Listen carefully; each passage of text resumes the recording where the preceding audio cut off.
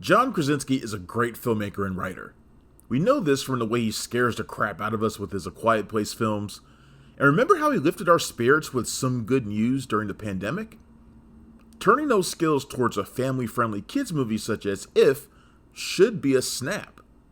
Krasinski, who wrote, directed, and has a supporting role, tells a sweet, if functional story of a young girl's vivid imagination and the power of it to help get through tragedy.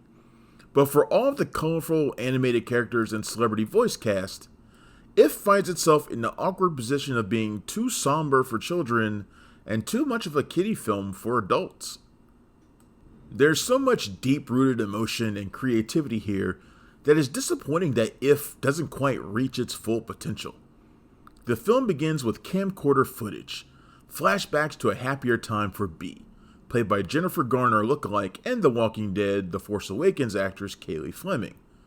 Bee is shown living a life full of love and laughter with her father, played by Krasinski, kind of channeling Ryan Reynolds, and most notably her mother, played by Catherine Daddario, before the latter begins to dwindle away from cancer. Now 12 years old, Bee has moved into an apartment with her oblivious grandmother, played by Fiona Shaw, while Dad is in the hospital for a heart condition, which he comically refers to as a broken heart. Aww. Dad's spirits haven't faded despite the hardship and upcoming surgery. Bee, who pointedly says that she's not a kid anymore, doesn't need him to treat her like one. As you probably already know, If stands for imaginary friends, and everybody has one, but only a few can see them, and Bee is one. Some of them happen to be living in one of the upstairs apartments with a mysterious guy named Cal, played by Ryan Reynolds, which is weird because he and Krasinski are doing the same heartbroken goofball shtick. Cal, along with his big purple grimace-like pal Blue, voiced by Steve Carell, and Betty Boop Minnie Mouse-esque Blossom, voiced by Phoebe Waller-Bridge, are in the business of matching ifs with kids who need them. It doesn't take long for Bee to get over her skepticism and join them in this mission, which proves harder than she could have imagined. I could have done without the whole If placement agency subplot, because it muddles a pretty straightforward narrative. Plus, this is purely my thing.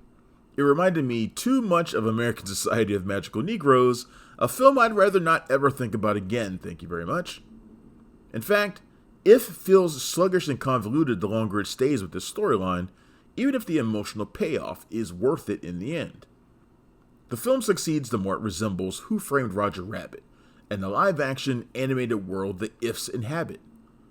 Bee falls in love with this wacky group of creatures, which include a talking glass of water, a green blob, a unicorn, an excitable bubble, a chatty sunflower, and more, while visiting their retirement home buried deep within Coney Island Amusement Park. Krasinski hit up everyone on his Facebook friend list to round up the voice cast, which includes wife Emily Blunt, Matt Damon, Maya Rudolph, Sam Rockwell, Jon Stewart, George Clooney, Blake Lively, Brad Pitt sorta, and my favorite, Richard Jenkins as an art teacher made out of wood.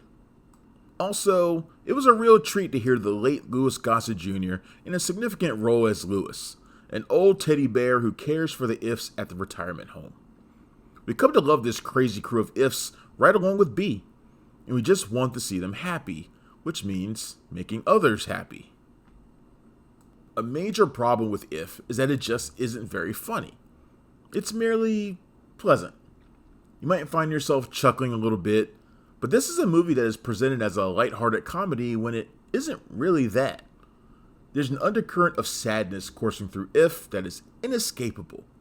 You don't realize how restrained the movie has felt until it's one big burst of childlike creative spirit, as Bee literally reshapes the retirement community through the sheer force of her imagination. The scene ends with a vibrant song and dance number that will lift you out of your seat. Fleming comes alive in this sequence too, bursting with a happiness that Bee had kept buried for too long. A sweet and tender film that's uncertain of its target audience, If needed more moments like this so kids understand how important it is to stay youthful as they grow into adults. If is in theaters now, and it gets a 3 out of 5. Thanks for checking out the show. If you like what we're laying down, please subscribe to our channel and click the bell to receive notifications for all of our latest stuff.